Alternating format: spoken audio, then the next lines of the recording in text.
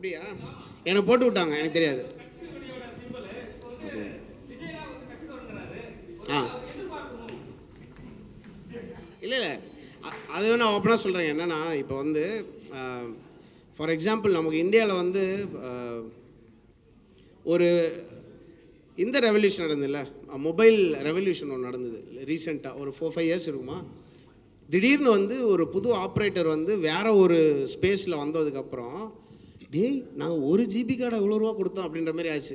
எல்லாருக்குமே ஆயிருக்கும். இப்போ வந்து ஒரு நாளைக்கு 1 GB கொடுக்குறாங்க, நைட்டு தீர்ந்தது, ஸோ ஒரு 12 வரைக்கும் வெயிட் பண்ணலாம், அந்த மூடுக்கு நம்ம வந்துட்டோம் இல்லையா. அதுக்கு வந்ததுக்கு ரீசன் வந்து ஒரு டிஸ்ரப்டிவ் பிளேயர் உள்ளே வந்தது தான். அந்த டிஸ்ரப்டிவ் பிளேயர் வந்து ஐ திங்க் நம்ம சொசைட்டியாகவே நம்மளோட லைஃப் ஸ்டைல் ரொம்ப மாற ஆரம்பிச்சிச்சுன்னு நினைக்கிறேன். லாஸ்ட் 3-4 இயர்ஸாக நம்ம பார்த்தோன்னா போஸ்ட் கோவிட் வந்து நான் வாழ்ந்தே ஆகணும் அப்படின்னு ஓடுறாங்க யங்ஸ்டர்ஸ். நான் டெய்லி நான் ரோட்டில் போயிட்டுருக்கேன், வைப் ஆகணும் ப்ரோ. இந்த கான்செப்ட் என்னன்னே தெரியாமல் வருவாங்க ஒரு 5000 பேர் கன்ஃபார்மாக. அவங்க வைப் ஆகுறாங்க அவங்க, ஏன்னா தே வாண்ட் டு லிவ். அவங்க வாழ்க்கையை வாழ விடுறது வந்து அதான் நம்ம ஜென்ரேஷனோட சக்ஸஸாக தான் பார்க்குறேன். நம்மளுடைய நெக்ஸ்ட் ஜென்ரேஷன் வந்து ஹாப்பியாக இருக்காங்கன்னா நம்ம it's a very big good thing. அது மாதிரி வந்து அடுத்த ஜென்ரேஷன் ஹேஸ் ஸ்டார்டட். அவங்க வேறு ஒரு லைஃபோடைய ரெக்குயர்மெண்ட்ஸ் வேறையாக மாறிட்டுருக்கு.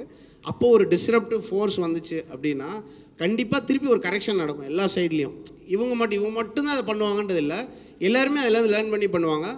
2 வந்து இப்போ 3 ஆகும்போது இல்லை 4 ஆகும்போது மிகப்பெரிய ஒரு சேஞ்ச் நடக்கும். நம்மளோட டே டு டே லைஃப் வந்து மாறும்னு நான் நம்புகிறேன்.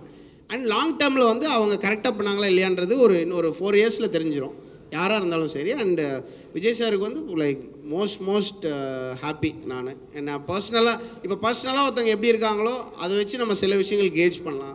சில பேர் வந்து லீடர்ஷிப் குவாலிட்டி வந்து நீங்கள் பார்க்கலாம். ஃபார் எக்ஸாம்பிள் ஒரு கிரிக்கெட் கேப்டன் இருக்காங்கன்னா யூ கேன் சி லிட்ரலி அவங்க எப்படி ஒரு சுச்சுவேஷன் ஹேண்டில் பண்ணுறாங்கன்னு சொல்லி.